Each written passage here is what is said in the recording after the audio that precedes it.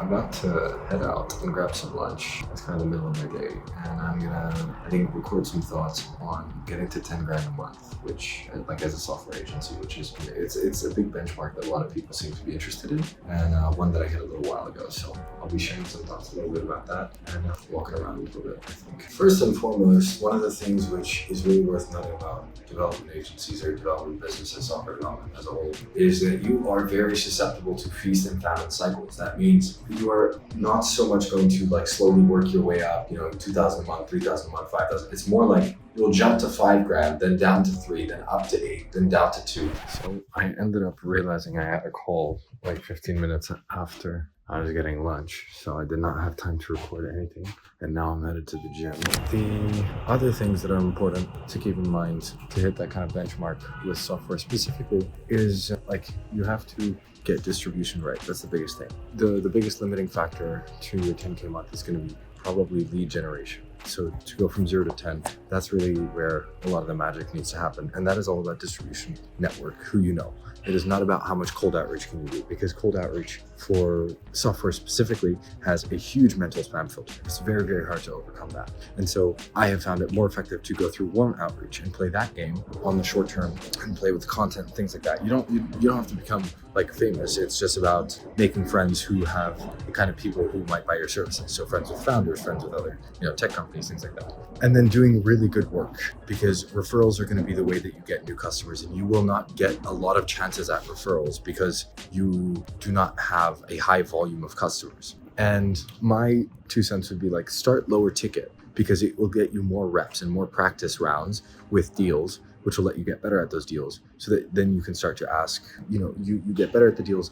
And if you do a really good job, then you can ask people for referrals, and that will let you grow in terms of customers. And I think the biggest piece that I would say is like, if you just stick to it and you just do the obvious things, you will get there. My 2 cents in this situation, which I think would be contrary to a lot of advice and other business models on how to get to 10K, but don't try and do a bunch of cold outreach, because it will be a huge time suck. And for software, I don't think that works particularly well. You have to spam a huge number of people to get there. You have to look at who do you have distribution to? Who in your immediate circle do you know that might be interested? Who could know people who use your services, right? So a VC, for example, knows a lot of founders. An accelerator program knows a lot of founders. Do you know somebody at a VC or at an accelerator who could maybe connect you to some of those people?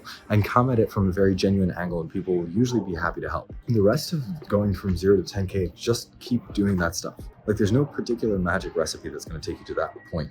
It's just do the simple things and continue to do them. Do the obvious things, which are like, put together a landing page, reach out to people and tell people what you're up to, people in your network. I'm not saying cold outreach. Start with warm outreach. And when you get a customer, treat them really well, do a really good job for them, communicate often, deliver amazing results. And when I say amazing, your standards always have to be higher than your clients. When I say standards, is like what you consider okay or average has to be higher than what they consider okay or average.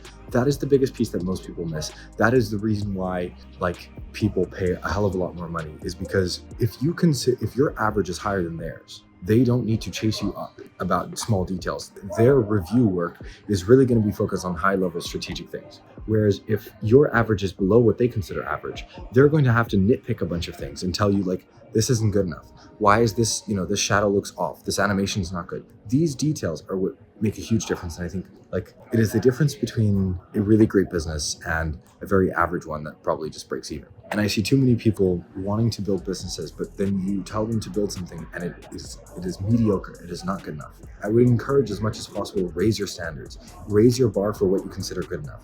You have to be a huge perfectionist, and you have to push that bar higher every single time. That is how you upgrade. You should consistently look back at yourself and be like, oh, this is really not that good a piece of work. And if you don't do that, I think you'll stagnate, basically. That's my biggest 2 cents. I just got out of the gym, and I want to record something that is 100% directed at my future self and nothing but it feels scary, unfamiliar, and alone. I've just now got to figure everything out by myself. I have sounds some people that I know here, but like it's very different visiting and living.